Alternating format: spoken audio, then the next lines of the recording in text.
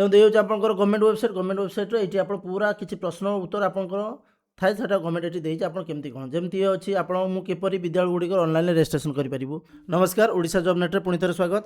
ତ ଆଜି ଆମେ ଗୋଟେ ନୂଆ ଆପ୍ଲିକେସନ୍ ଦେଖିବା, ଯେଉଁଥିରେ କି ଆପଣ ଆପ୍ଲାଏ କଲେ ପ୍ରାଇଭେଟ୍ ସ୍କୁଲରେ ଫ୍ରିରେ ପଢ଼ାଇ ପାରିବେ।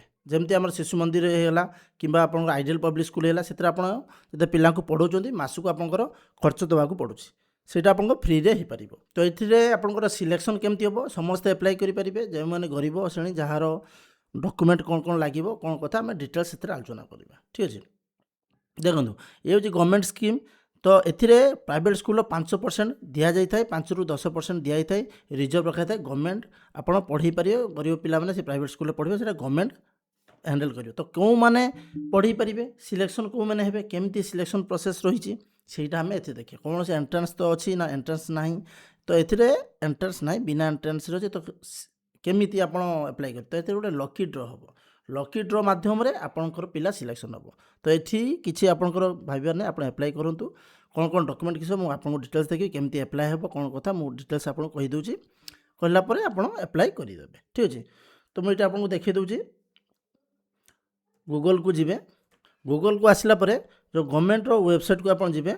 ଠିକ୍ ଅଛି, ତ ଗଭର୍ଣ୍ଣମେଣ୍ଟ ୱେବସାଇଟ୍ ଆମର ସେଇଟା କ'ଣ କହୁଛୁ ଆମେ, RTE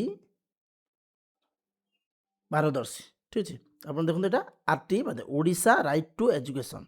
ଠିକ୍ ଅଛି, ଏଇଥିରେ ସ୍କୁଲ୍ ଆଣ୍ଡ ମାସ୍ ଏଜୁକେସନ୍ ଏଇଟା ବୁଝୁଛି। ଠିକ୍ ଅଛି, ତ ଏଇଥିରେ ଆମେ RTE ଉପରେ କ୍ଲିକ୍ କରିବା। କ୍ଲିକ୍ କଲେ ଗଭର୍ଣ୍ଣମେଣ୍ଟ ଅଫିସିଆଲ୍ ୱେବସାଇଟ୍ ଖୋଲିଯିବ। ଦେଖନ୍ତୁ ଏଇ ଅଫିସିଆଲ୍ ୱେବସାଇଟ୍ଟି ଆସିଲା ଆପଣଙ୍କର। ଏଠି ଦେଖନ୍ତୁ attention, first round student registration କେବେ କରିବେ, 10 ଫେବୃଆରୀ 26 ଟୁ 10 ମାର୍ଚ୍ଚ 2026। 10 ଫେବୃଆରୀରୁ 10 ମାର୍ଚ୍ଚ ପର୍ଯ୍ୟନ୍ତ ଆପ୍ଲାଏ କରିପାରିବେ। Physical verification apply to BO ଆପଣ ଆପ୍ଲାଏ କରିବେ। ଫାଷ୍ଟ ରାଉଣ୍ଡ 10 ଫେବୃଆରୀ 2026ରୁ 15 ମାର୍ଚ୍ଚ ଭିତରେ ବିଓ ଭେରିଫିକେସନ୍ ଅଛି। First round online lottery. ତ first round online lottery and school allotment.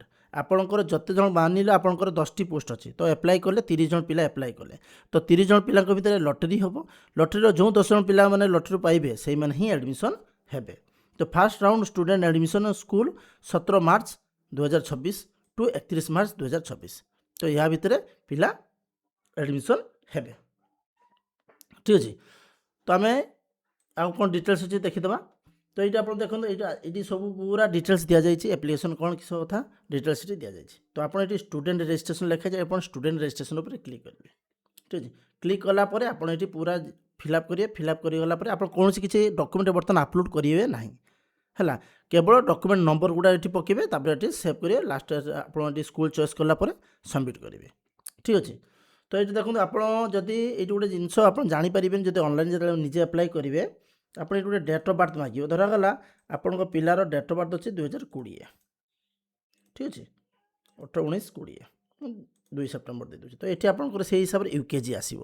ତ ଆପଣ କହିବେ ମୋ କ୍ଲାସ୍ ପ୍ରଥମ ଶ୍ରେଣୀ ଆସିବ ନାହିଁ, ତ ଏଇଟା ଗୋଟେ ପ୍ରୋବ୍ଲେମ୍ ଅଛି, ଏଇଟା ଆପଣ ଚେକ୍ କରିବେ। ଠିକ୍ ଅଛି, ତ 2019 କରିଦେଉଛି, ଦେଖନ୍ତୁ 2019 କରିଦେଉଛି।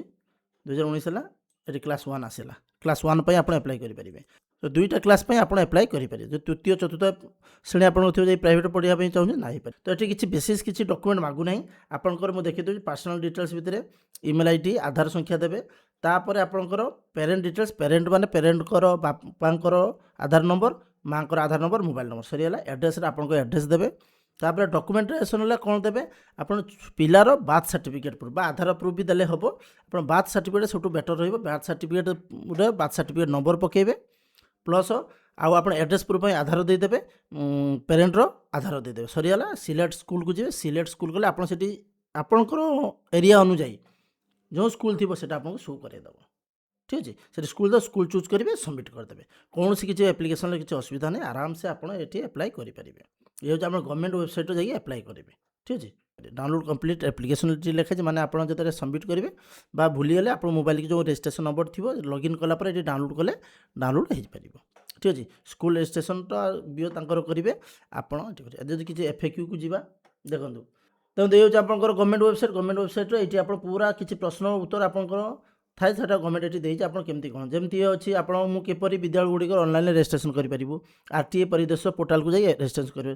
ସ୍କୁଲ ପଞ୍ଜୀକରଣ ପରେ ସ୍କୁଲକୁ କ'ଣ କରିବାକୁ ପଡ଼ିବ, ତାର ଆପଣଙ୍କ ଆଡ଼ମିସନ୍ ମୋବାଇଲ୍ ନମ୍ବର କିପରି ପରିବର୍ତ୍ତନ କରିବେ, ଅନଲାଇନ୍ ଲଟେରୀ ପରେ ସ୍କୁଲକୁ କ'ଣ ଯିବାକୁ ପଡ଼ିବ, ଛାତ୍ରଛାତ୍ରୀଙ୍କ ନାମ ଲେଖା ପାଇଁ स्कूल को कौन करने को पड़ो ये सब पूरा डिटेल्स दि जाइए आप निजे पढ़ी भी सबकि जापर ठीक अच्छे तो आप जदि किसी डाउट हो पाख जो बीओ ऑफिस अच्छी जो प्राइमरी सार मनकर जो बीओ ऑफिस अच्छे बीओ ऑफिस को जी सेठी जाइए आप पूरा डिटेल्स बुझीपारे किसी असुविधा ना ठीक अच्छे तो आपंकर मेन जिनस आप गरीब श्रेणी रही दरकार गरीब श्रेणी मैंने आपंकर राशन कार्ड होती राशन कार्ड नाले आप गोटे इनकम सर्टिफिकेट बाहर करेंगे तहसिल ऑफिस गोटे इनकम सर्टिफिकेट बाहर करेंगे दुईटा सर्टिफिकेट है आप आराम से अप्लाई करेंगे जब आप कास्ट थी ताले कास्ट सर्टिफिकेट भी आप अप्लाई देकी अप्लाई करेंगे ठीक अच्छे तो या व्यतीत आउ किसी असुविधा ना आउ जब किसी असुविधा हो मत कॉल करेंगे मत कमेंट करेंगे ताले मो कमेंट आपको अप्लाई निश्चित देवी ठीक अच्छे ये आप टोल फ्री नंबर अच्छे टोल फ्री मध्य कथा हो पारे